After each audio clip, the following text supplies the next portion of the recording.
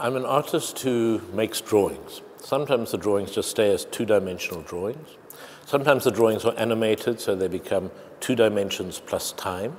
And sometimes they're used as projections, these animations, in theater productions.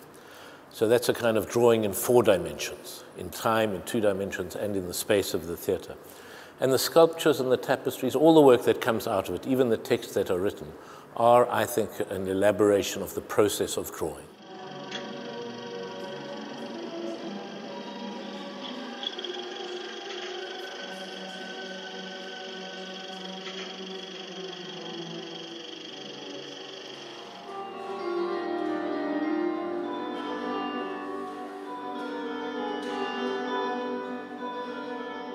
So when I'm performing in front of the camera, there's me behind the camera, and there's this other idiot, me also, in front of the camera, performing these stupid actions and stories.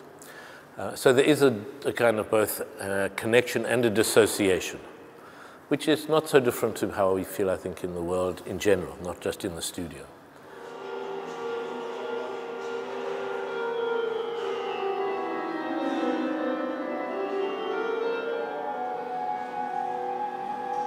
The key is always the physical activity in the studio, the walking, the making, hands with paper, hands with cardboard.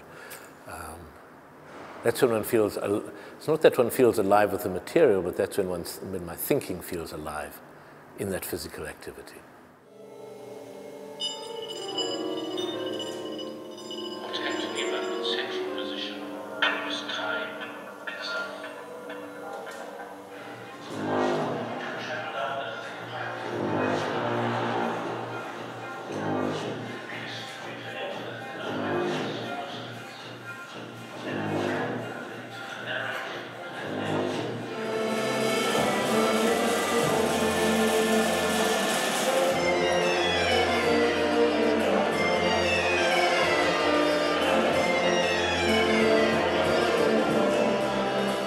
Well, Sweetly Play the Dance, although it has as its form a dance of death, that sort of medieval and early Renaissance image of death leading everybody from the Pope to the king to the priest to the farmer to the child, about the plague, an image of the plague. So it has that, but it also has a resistance to that, the image of dancing against death.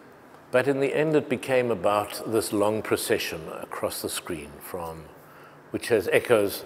Obviously, it has echoes in Europe now, although it was done before the news was filled of migrants coming into Europe. But there have been migrants moving across Africa, escaping terrible civil wars for many, many decades.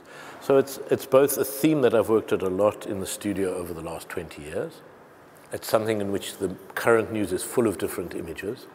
And it's a way of looking at a mass of people in this horizontal, lateral movement rather than coming towards you and to the shadows they make. So of course, in that sense, it immediately goes back to Plato's cave. So without saying this is what it was about, those are all the elements that sort of go through my head while working on it. And they don't have to arrive at a meaning, they have to arrive at a critical energy level to say, yes, let's work on the project.